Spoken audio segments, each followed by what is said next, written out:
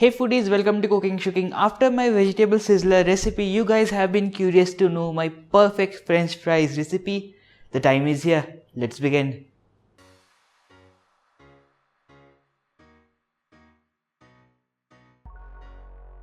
My process of making these French fries is slightly on the tedious side, but I can assure you that these will be the best ones ever made at home.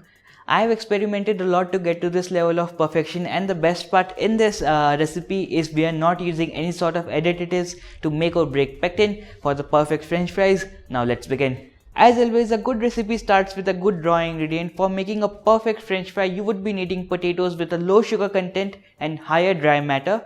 A good choice would be Chipsona potatoes, Kufri Chipsona 1 or Kufri Chipsona 3 potatoes. These are easily available in your vegetable market. I am not sure about your nearest supermarket, but I am very sure about your nearest vegetable market.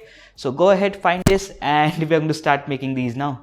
So here I am peeling and chopping these potatoes. You can also use a French fry cutter if you want to. You can also leave the skin on if you like the flavor.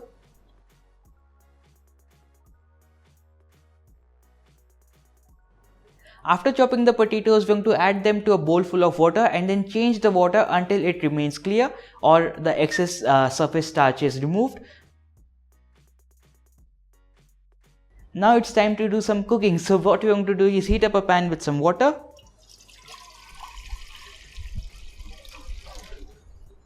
Add in the potatoes. About 3 teaspoons of salt. I am using 3 potatoes, so I am using 3 teaspoons of salt here. So in high flame, we are going to wait for it to reach about 78 degrees centigrade. Nothing to worry about if you don't have a thermometer. Just look at where we want it to reach. Basically a slight simmering stage. This looks right. Now I'm going to lower the flame completely and I'm going to steep this for about 15 minutes like this only. We don't want to increase the temperature or decrease the temperature. We want a stable temperature like this. If you don't have a thermometer, just look at how the water is slowly simmering, and that's what we are aiming for. 15 minutes up and all that we wanted from this step is done. Now we're going to strain it. Next, I'm going to use the same pan, fill it up with water, and we're going to add in the French fries again. And now we're going to boil this until the French fries are completely soft. Now you might be curious why to blanch this twice. Now that's how this recipe works for me. Read more in the description box down below. So these are breaking easily now. Going to strain this really well, and now we're going to spread it out in a towel and wait for it to dry completely. It will take about 30 to 45 minutes to dry. You can also place this inside the refrigerator, under a fan, in the sun, or in an oven as well if you want to.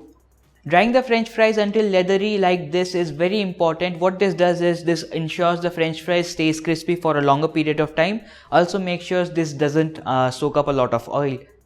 Here I've got some hot oil. Now we're going to fry them. Our French fries are already cooked. All we have to do in this step is to fry until we get a crust.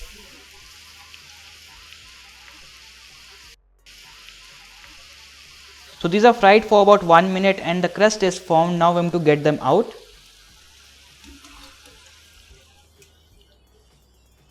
One secret here for you: never let your French fries stay in a tissue paper. Always shake them well. They soak up oil only if they are left to sit. You have to shake these really well. You can use any sort of colander or a basket like this to shake them really well. Make sure to shake these for at least 30 seconds. I'm going to now spread this out in a baking tray, and don't worry, we don't have to bake the French fries. All we have to do is freeze this for a minimum of 24 hours. After 24 hours, your French fries are ready to fry anytime in 12 months. So these have a shelf life in the freezer for about 12 months. You can fry these anytime you want to. So I'm going to fry more French fries like this and place this in the freezer. 24 hours in and our French fries are done. You can see how perfect they look. Now what you can do is keep them in a Ziploc bag like this for up to 12 months in the freezer if you want to, or you can just fry them out anytime you want. Let me put all of these in a Ziploc bag and keep some to fry now. Now all you have to do is heat up the oil to high. By high I mean very high, over 200 degrees Celsius. Now I'm to add them in.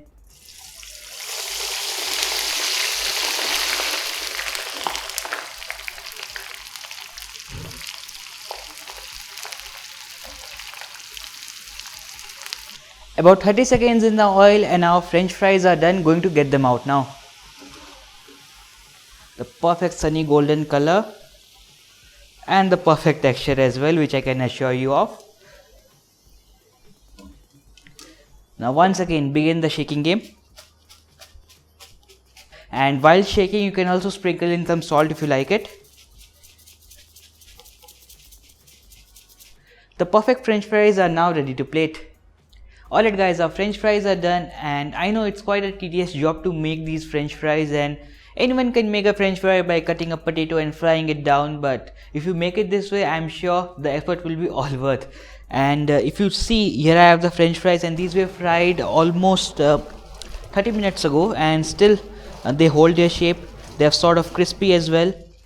So this french fry recipe is the perfect. Alright, dipping my fry in the sauce, and in they go.